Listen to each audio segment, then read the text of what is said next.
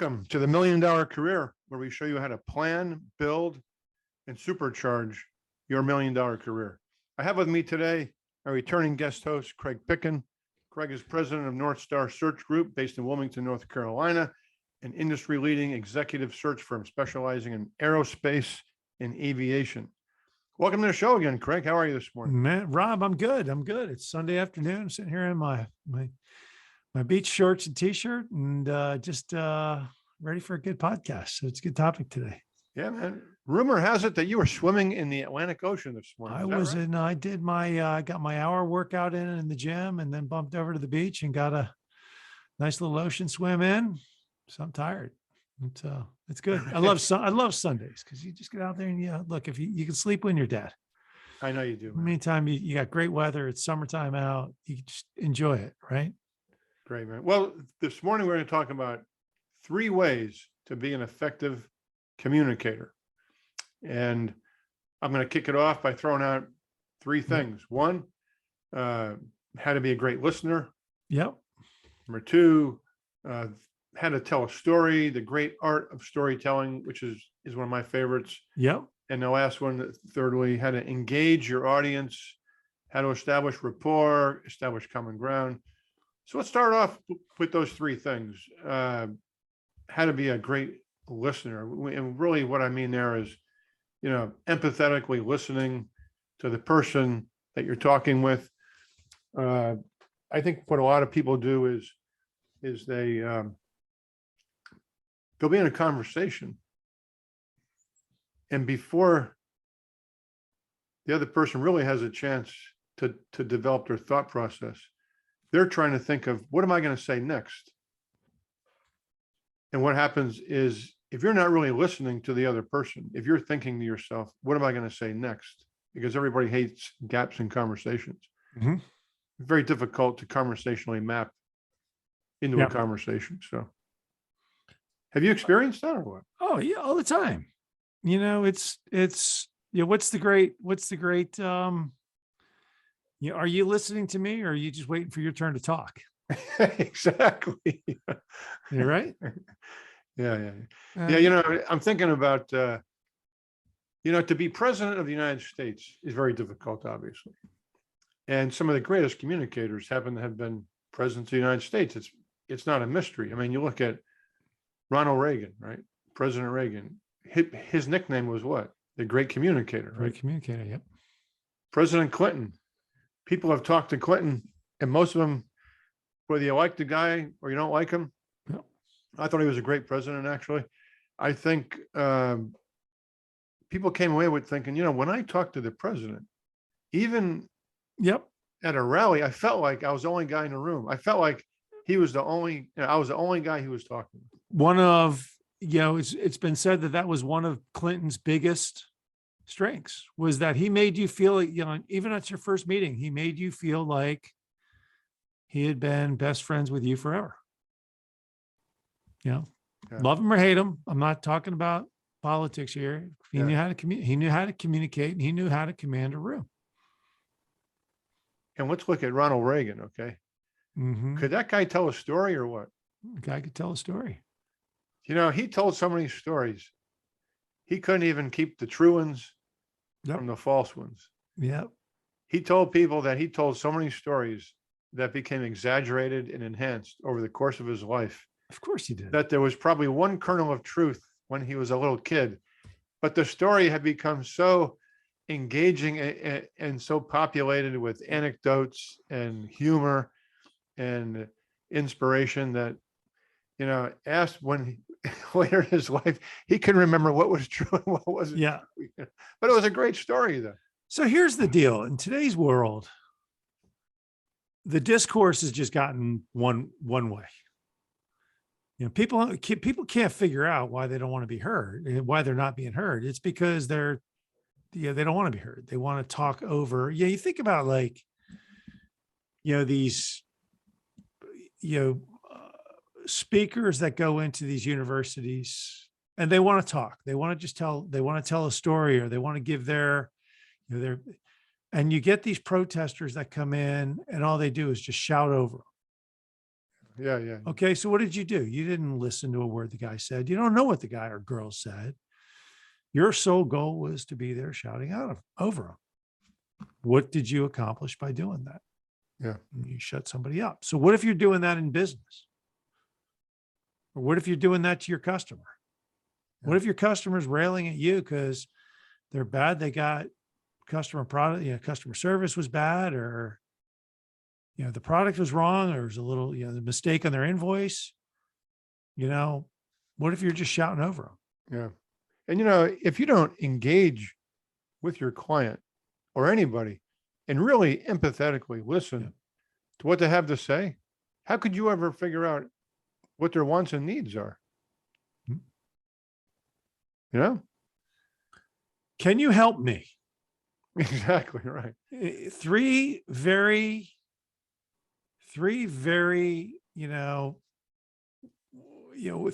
powerful words.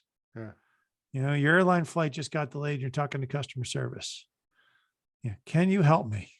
Yeah, I could probably help you. Versus you damn, good for nothing, whatever else. Yeah. Okay. What do you, yeah. Okay. We get it. You're mad, but do you want help? Yeah. Are you just venting because you're mad? Yeah. That's interesting. I'm going to talk about that a little bit. So can you help me? I remember when I graduated from college, I took a job with Arthur Anderson and Company. At that time, one of the biggest accounting firms in the world. I took some time off because I just realized that I'm not an accountant. And I did some soul searching.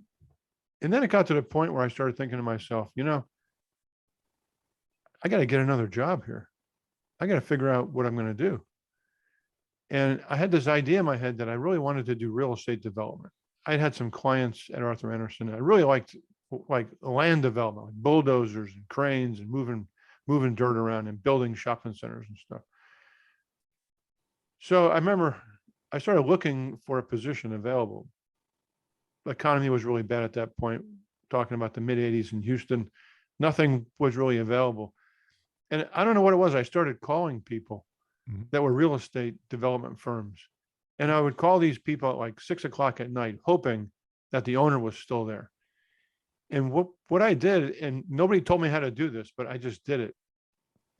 I would just ask the question, can you help me? Hey, can you help me? I'm a guy with a big 8 accounting pedigree, which was recognized. And I would like to get involved with real estate development. I'm wondering if I could just stop by your office for just 15, 20 minutes, introduce myself, and just have a conversation with you about what it would be like to work in the real estate industry. I remember this guy, Fred Risk, he was a Lebanese American, had built this huge construction company in Houston, Texas. And I just got a hold of him. It was like the phone call from God. I called him at like 6 o'clock. He picks up the phone. He says, Fred Risk. I'm like, holy shit, Fred Risk. He goes, yeah, how can I help you? And I just went right into my thing. Hey, Mr.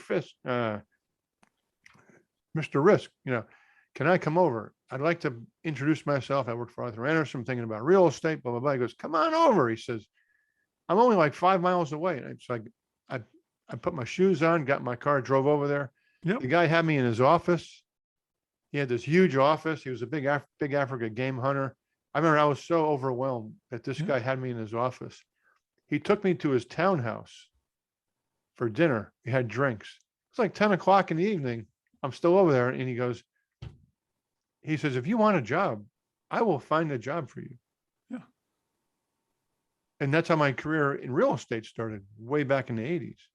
It was crazy. All I had to do was just make the phone call and say, can I get some help? You just hit the nail. That's how I got my first job in aviation. Really? Yeah. When I left the Navy, I needed a job. Got out of the Navy. I had no job. I was living in Europe. I'm moving back to the United States. I had no job.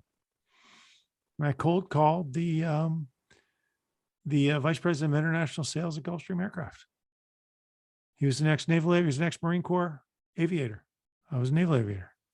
Yeah, there you go. I called him up. I said, hey, Gene, I saw that you're, and after about 8 messages with his assistant, he called me back. He's like, what do you want? I go, look, BS in international trade and economics, been living in Europe, got a couple thousand hours of flying time from the Navy. I want to get into the business of aviation. Can you help me? And the next answer was, tell me a little bit about yourself. So I did. And he goes, I think we have something here. Yeah. And he goes, let me call you right back. And he calls me back in 5 minutes. He goes, yeah, we got an opportunity here. Why don't you come talk to us? 3 days later, I'm on a phone. So two things. One,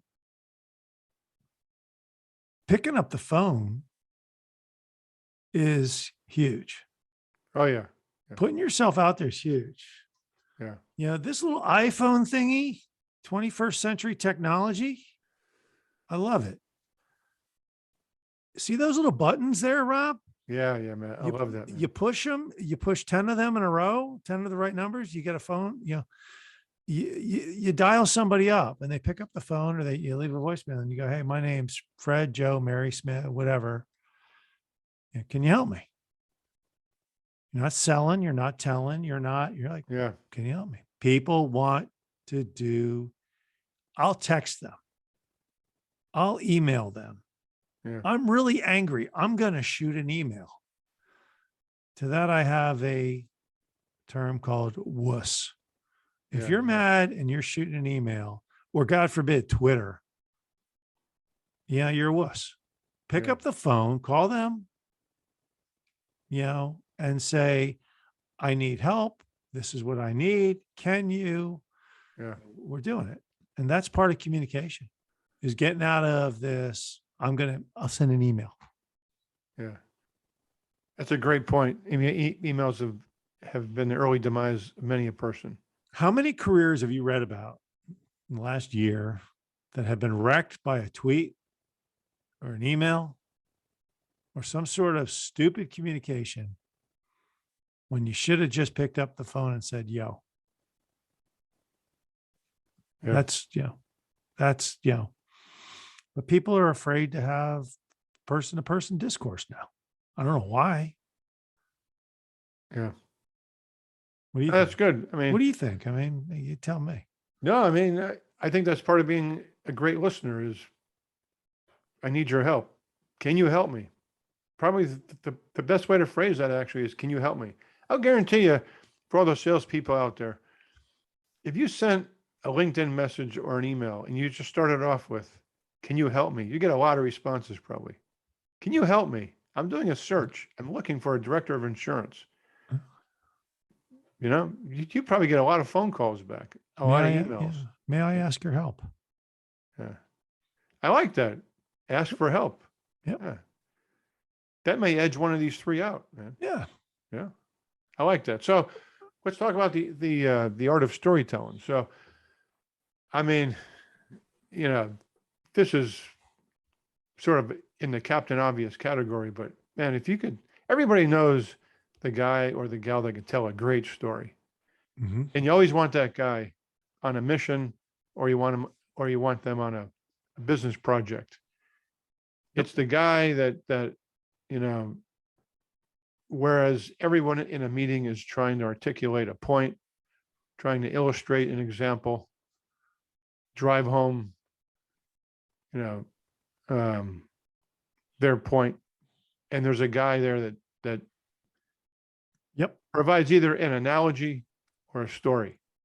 Analogies are great, but the guy, if you could tell a story, and there is really an art to storytelling. There's books that have been read about this. Peggy Noonan actually wrote a book on this. But if you can tell a story, you have that's a powerful way of communicating. And again, Ronald Reagan mastered that art. He would never really ask questions with many details, as we all know. Mm-hmm. He would tell a story.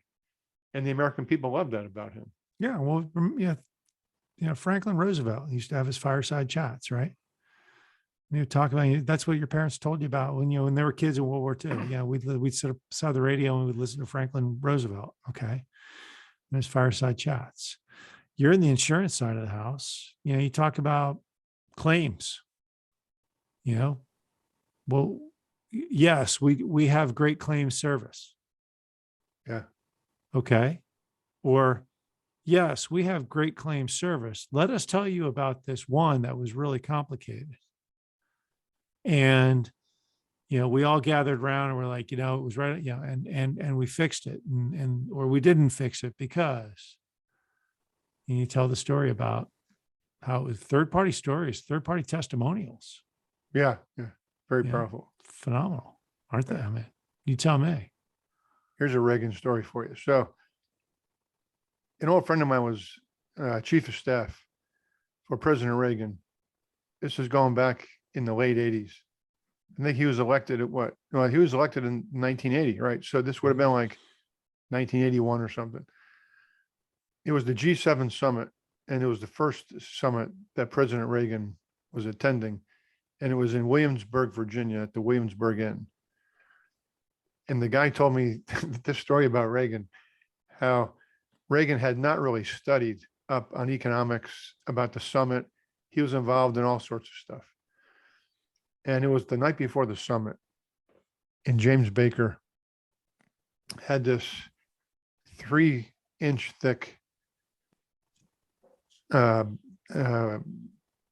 preparation book on economics. And basically it was a briefing on all the people that were going to attend. It was kind of a summary of what he was going to talk about, summary of the economic situation, all the highlights.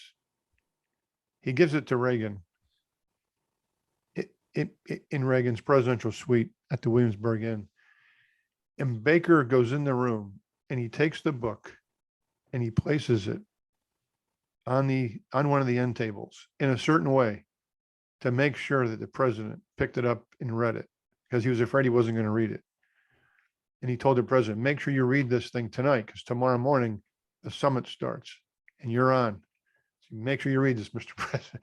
Because the president had a habit of listening to the radio and long phone calls and watching movies and doing all sorts of stuff, everything except, reading the book. So the next morning comes around, James Baker knocks on the door, and the door opens. Reagan's there in his bathrobe. So all James Baker wanted to see is if he read the briefing document, Right. He makes its way over to the side of the bed, and it hadn't moved at all. It hadn't moved. And Reagan looked like he had been up all night reading. His eyes were bloodshot. He looked like he was tired, And he said, Mr. President, did you read the book? And Reagan, he was honest as Abe. He looks at Baker and he says, James, he says, I didn't read it. I'm sorry. He said, Mr. President, why didn't you read the briefing book? He said, didn't you see? Gone with the Wind was on last night. It came on at like 11:30 at night or something. He had stayed up Gone with the Wind's like a 4-hour movie. Yeah. Stayed up to 3 o'clock in the morning. He watched the whole damn movie, and then he went to bed. He woke up at 7 o'clock. And Reagan was a master at that G7. And what Reagan did at that summit is he told a story, and he wove in, I think it was either The Sound of Music or Gone with the Wind. He wove in the story during his time at the G7 summit the next morning.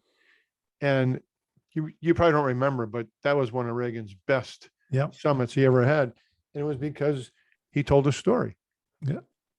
Well, The art of storytelling. The art of storytelling. Hey, all right. So for everybody listening to this, Neil Bearden, Nealbearden, find him on YouTube, does a great 2-minute YouTube video on storytelling and why people need to weave in their story. What is your story? I talk to people. I ask people that all the time. People, I'm like, what's your story? Tell me more. Kid, tell me, what's your story?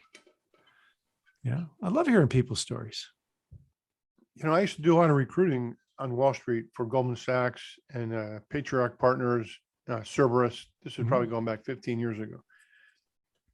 I used to notice that the really, really impressive CEO, CFO candidates were the ones that, instead of telling me about their experience when I would interview them and qualify them and assess them, they would tell me a mini story.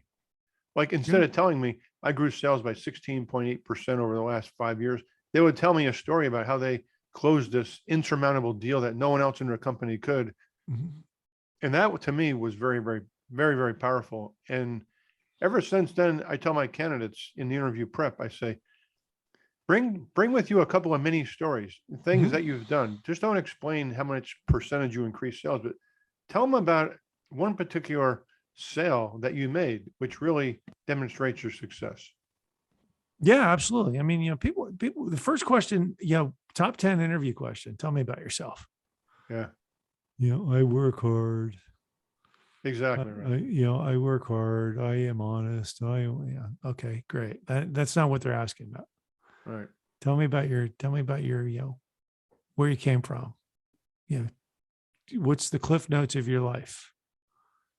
Yeah, because And and in and and what you achieved along the way. Why you chose to do, why you chose to, I asked a guy once, and it was a really funny story.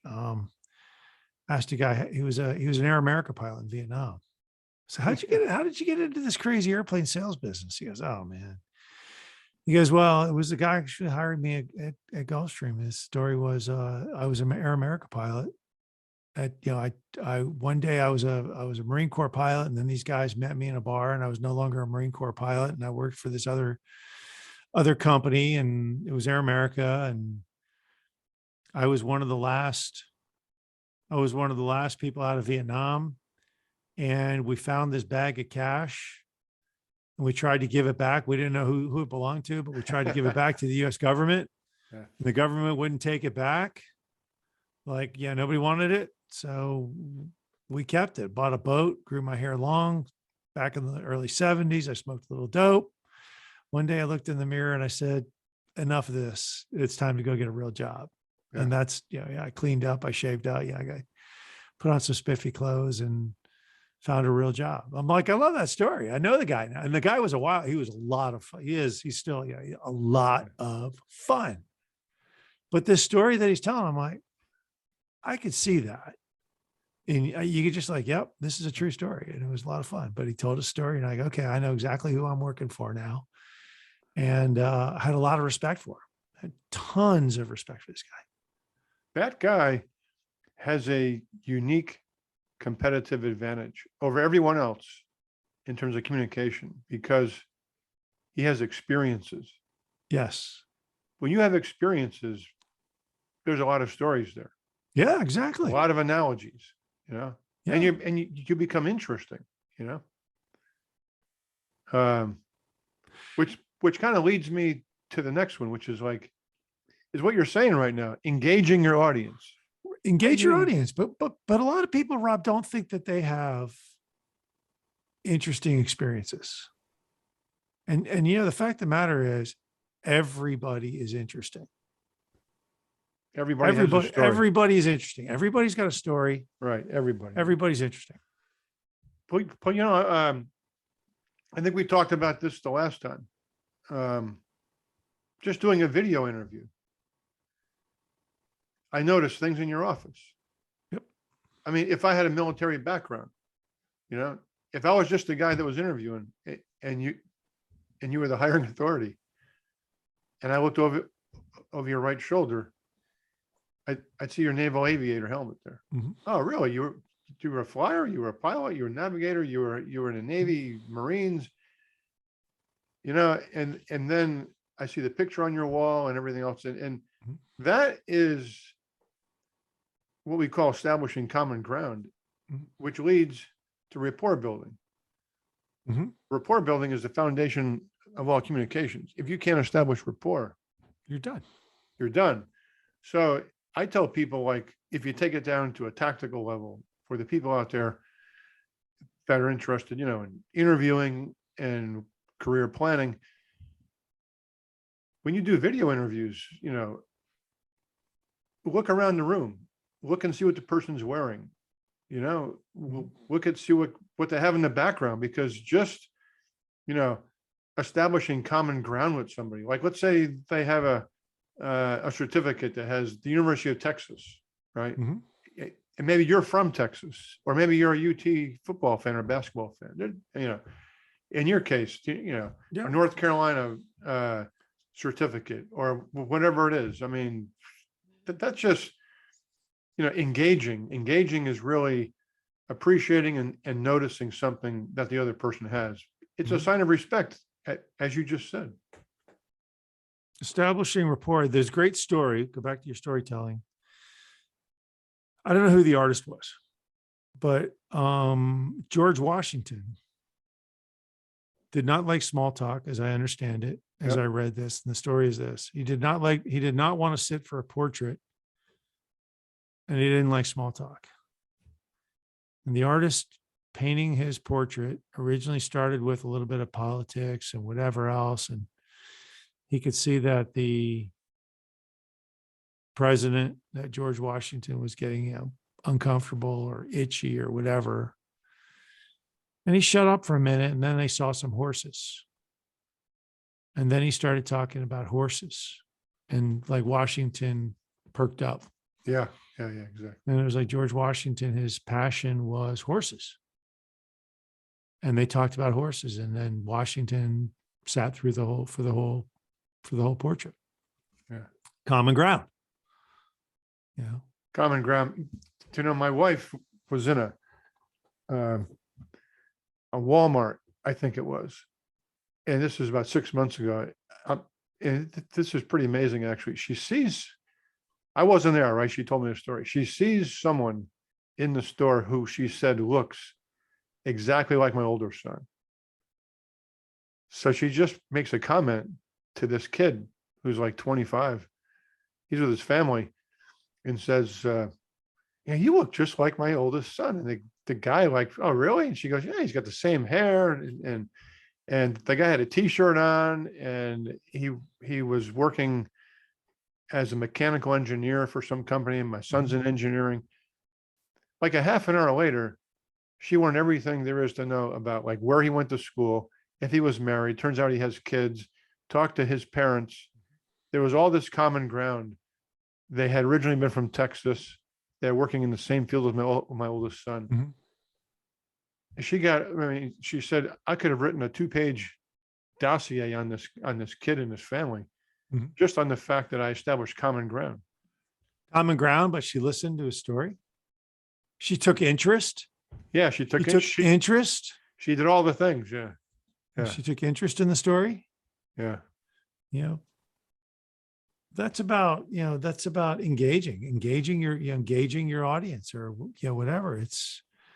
I have a thing up on my whiteboard. I'm not gonna, in the little corner, I wrote in big red letters, stop telling,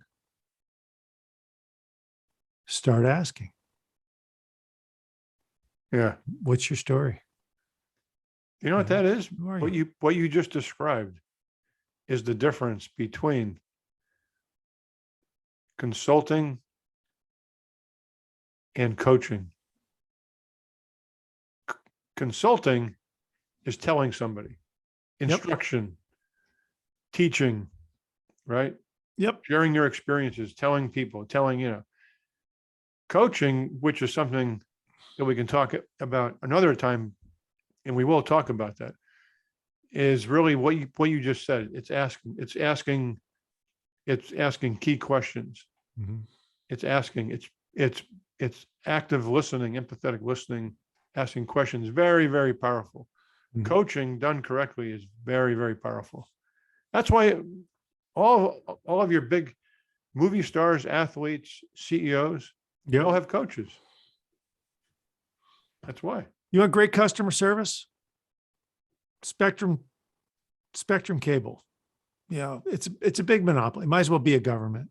Is that right? agency. Yeah. They're horrible. But they got a lot of call centers in the Philippines. So I'm talking to this guy, and our cable's on the blink, and he's probably talked to 30 angry. You don't know where he is. He speaks really good English, and it's like, whatever. I go, hey, where are you located? And he goes, we're in Cebu. I go, Philippines? He goes, yeah. I go, are you from Cebu? And he goes, yeah. I go, man, that's a great city, though. That's a great city. He goes, you've been to the Philippines? I go, yeah, actually, I've been to the Philippines about 10 times. Yeah. both on business, on my military time, and then on business. I've gone through there a bunch, and I've been through Cebu, and it's beautiful. Yeah. And all of a sudden now you start talking to them. I go, how long you been doing this with Spectrum? Did you find it hard working with a bunch of angry Americans who want their TV fixed? And yeah, we talked for about 10 minutes. Common ground with him was he just wanted somebody to know that he was a person too. Yeah, exactly. Lived in Cebu in the Philippines. Either the fact that somebody knew where Cebu was, Yeah. Got my stuff fixed. It was great. He's like, hey, what else can I help you with? Oh yeah, let me help you with this too. Yeah. Couple of things. Something similar happened to me. Had a flight plan for September 17th from Dulles to Dallas to take my middle son to see the Dallas Cowboys at AT&T Stadium. If you're a Cowboys fan, it's like going to Mecca. You have to go, So I make the tickets. I use my United Airline points. It's all set. We're leaving Saturday. The game's on Sunday, 3:30 p.m. He calls up. He says, the next day, he says, you're not going to believe this, man. He goes, I'm actually in a wedding on Saturday the 17th. The only way I can go is if we get an early morning flight on Sunday. He says, see what you can do. He says, I'm really sorry. So I said, oh my gosh.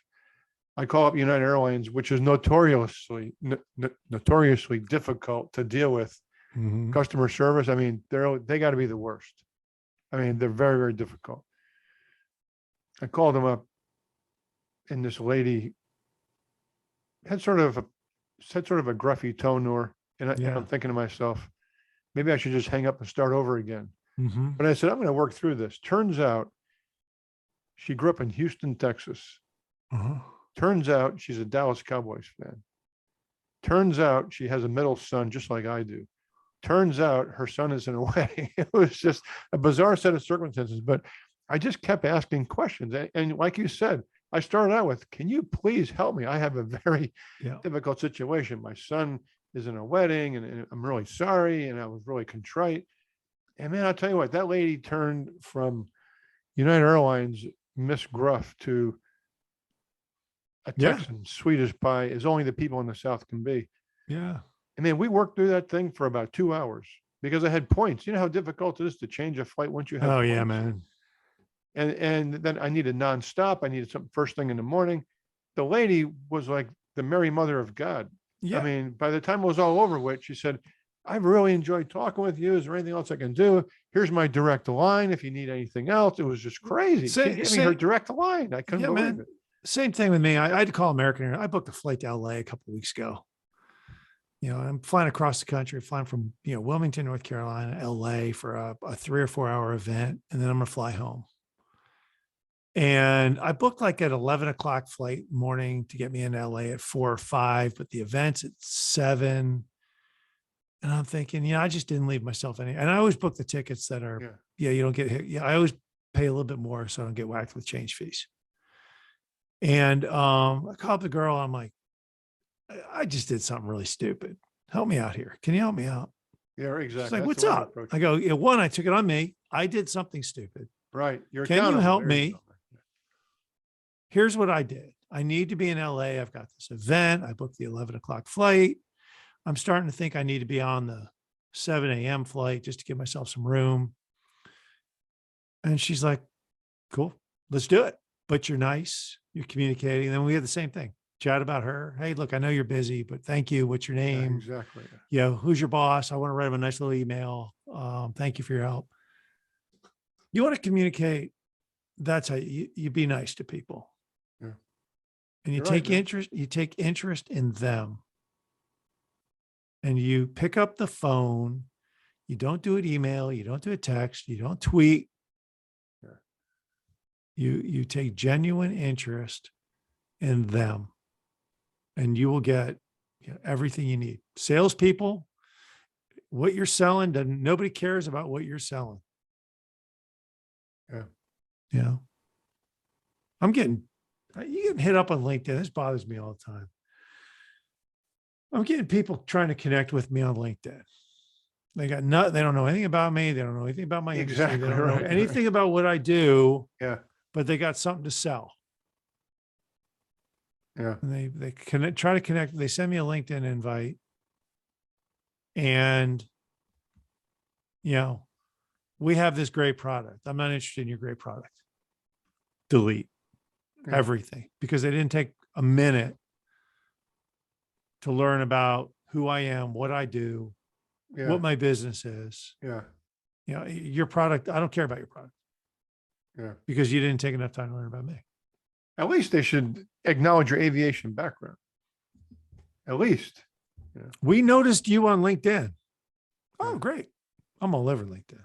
You're all over LinkedIn. That's great. You noticed me. We noticed you on LinkedIn. We have a great product. Oh, I'm not interested. Click. Exactly.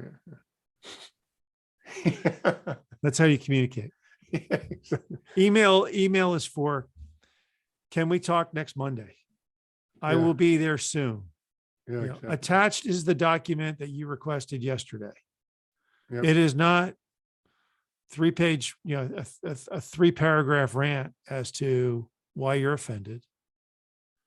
It is not, an ongoing dialogue. It is, email is short, sweet, to the point, pick up the phone, call. Yeah. This is not a subject for email. What is your best phone number? Yep. I will call you. When people learn to have the courage to do that, their lives will get easier. Yeah. Well, Tim Ferriss, I think he's the #1 podcaster next to Joe Rogan, maybe, or something, but he has done away with his email. He doesn't email anymore at all. Mm-hmm. Getting a hold of that guy is like trying to get a hold of God now, Do you remember Siebel Systems, Tom Siebel? Yes, I remember Siebel. Whatever happened to those guys? Do you remember anyway? the 90s when Yes, remember that. Tom Siebel banned the use of email after 1:00 in the afternoon? Yes, smart idea. Yeah. You were not allowed to use email. Yeah. He made everybody show up to work in suit and tie. It was a tech company. I wonder how that would go over today. You showed up dressed for success and you were not allowed to use email. Yeah. Well, what I did in my office is I instituted a policy. This is probably 15 years ago. Email as soon as you get to work in the morning and the last thing you do. But during the day, it's all prospecting. It's all doing your job. Yeah. Because if you get caught up in emails all day long, 5:00 rolls around, you're thinking, what the hell did I do all day? Except answer a bunch of emails, It's the way I feel. Yeah. Look, I send emails out to people I don't know. Yeah. Hey, Joe, thought you'd have interest in the attached. Let's discuss. Yeah. You've sent it to him. You're not cold calling him. And you call him up the next day and go, hey, I just sent you this thing. You probably got it. Here's how I am. This is what I do. Would love to know more about you. Yeah. Do you have some time to chat? That's it, really. There you go. So Yeah. that's how you communicate. I think that's key to communication. That's good. Well, so we got the great listener, the great communicator, engaging your audience, telling stories. And I like yours too. Ask for help. Ask for help. Don't tell, ask. Yep. Craig, how do people get a hold of you? Oh, you can always find me on LinkedIn, Craig Picken. Call me 910-509-7129 or email. Make it sweet. Craig at northstaresg.com. Or out on the ocean too, right? I'm on the ocean down at Wrightsville Beach. It's cloudy today. No more beach. No more beach today. Watch out for those sea snakes out there. Yeah, the sea I hear snakes. they're encroaching on the Carolina coastline. So yeah, I told you this is a great story. I'll finish up with a great story. So Go I ahead. told you I was doing the e-foil yesterday. Yeah. And so for everybody listening, an e-foil is a battery powered surfboard and it gets up on a hydroplane. It's fun. This thing is cool. But we were out doing it yesterday and somebody came up and told us about their buddy who was e-foiling off Figure 8 Island, which is the island just north of me. And they hit a hammerhead shark. Really? And it knocked him off the e-foil. And then the shark started attacking him. Really? He's like, yeah, you had to punch it in the nose 2 or 3 times to get it to go away. No kidding. Really? I'm like, man, I'd be screaming like a baby if that was if that was me. But yeah, good. Anyway, great story. Great story to finish up a topic about stories. I guess you'll have to bring your harpoon with you from now on, Yeah, we surfer, scuba knife or something. I don't know. But huh? anyway. Okay, Craig. Hey, man, it's always great talking with you. I always enjoy hearing your stories. And if people want to get a hold of me, it's rob@mrfairfax.com. I'm all over the internet as well. We do podcasts, blogs every week. Go to my website, www.mrfairfax.com. And until next week, Bro, have a great week and watch out for those hammerheads, Craig. go knock them dead, Rob. Talk All soon. right. See you.